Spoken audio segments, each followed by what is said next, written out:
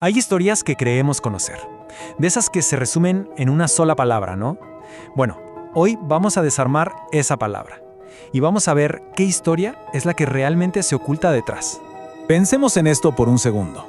Toda la narrativa que aprendimos sobre 1492, la del famoso encuentro de dos mundos, se apoya en una sola idea, una sola palabra que sin que nos demos cuenta decide quién es el protagonista y quién es solo parte del paisaje. Descubrimiento. Suena bien, ¿no? Implica encontrar algo nuevo, algo que estaba vacío, sin dueño, esperando que alguien llegara a ponerle un nombre.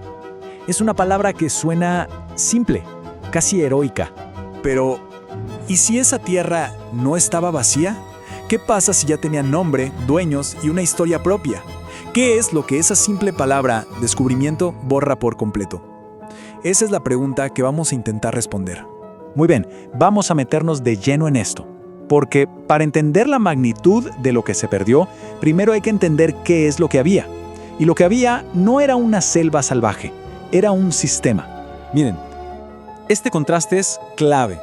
A la izquierda, el mito que a muchos nos contaron, una tierra virgen con algunas tribus dispersas.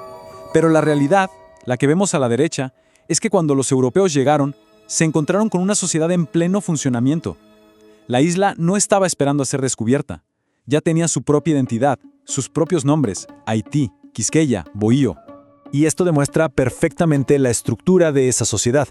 La isla estaba dividida en 5 grandes reinos, o como se les llamaba, cacicazgos. No eran grupitos improvisados, no, eran territorios definidos, con líderes reconocidos, como Caonabo en Maguana o la famosa Anacoana en Jaraguá. Si en Europa había reinos, pues aquí también. Y dentro de esos reinos, la sociedad tenía una jerarquía bien clara. En la cima estaba el cacique, que era la autoridad política y también espiritual. Luego venían los nitaínos, que eran algo así como una nobleza guerrera. Los boíques, que eran los sacerdotes y curanderos. Y en la base, los naborías, la gente común que trabajaba la tierra. Esto no es caos, esto es una sociedad organizada. Y ojo con este dato que es fascinante. El poder no se conseguía a la fuerza ni por casualidad, era hereditario. Y a menudo la sucesión venía por la línea de la madre. Esto rompe por completo con la idea de una sociedad primitiva. Tenían un sistema de sucesión claro y bastante avanzado. Ok, ahora veamos cómo funcionaba esta civilización en su día a día. O sea, cómo se mantenían, cómo veían el mundo que los rodeaba. Miren, ellos no vivían simplemente de cazar y recolectar. Tenían una economía agrícola muy bien pensada. La base de todo eran los conucos, que eran unos montículos de tierra diseñados para rotar cultivos y aprovechar mejor el terreno. Sembraban yuca, maíz, batata. Esto es tecnología agrícola sostenible. Un ejemplo perfecto de su ingenio es el casabe. La yuca, en su estado natural, puede ser venenosa. Bueno, ellos habían desarrollado todo un proceso para quitarle las toxinas, molerla y convertirla en una especie de pan plano que podía durar meses. Esto demuestra una capacidad de planificación increíble. Y su mundo no era solo material. Tenían una visión espiritual súper compleja. No eran solo supersticiones. Sus dioses, representados en figuras llamadas semies, tenían funciones claras. Yucajú, dios de la agricultura, Atabey, la madre de las aguas, e incluso Guabancex, la diosa de los huracanes. Todo tenía un porqué. Y sí, creían en un más allá, un lugar llamado Cuayabay. Era un sistema de creencias completo. Pero esta historia no es solo de sistemas y de agricultura. Es una historia humana, de decisiones, de miedo, de ambición y de un choque cultural brutal. Y es aquí donde la narrativa del nativo dócil y pacífico se rompe en 1000 pedazos. La historia popular nos vendió la imagen de la izquierda, un pueblo que dio la bienvenida, pacífico, que no ofreció resistencia. Y es verdad que al principio hubo hospitalidad, pero esa hospitalidad se confundió con debilidad. Y cuando la amenaza se hizo evidente, la respuesta fue la defensa estratégica.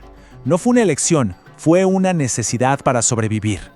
Y la prueba irrefutable de esto es el cacique Caonabo. Él no dio la bienvenida a la dominación. Él organizó ataques militares y destruyó por completo el fuerte La Navidad, el primer asentamiento europeo. No lo vencieron en una batalla, tuvieron que capturarlo con engaños. Ellos lucharon, tenían estrategia y mucho coraje. Lo que no tenían era pólvora. Y luego está la trágica historia de Anacaona, la líder de Jaragua. ¿Fue una rebelde que desafió a un imperio?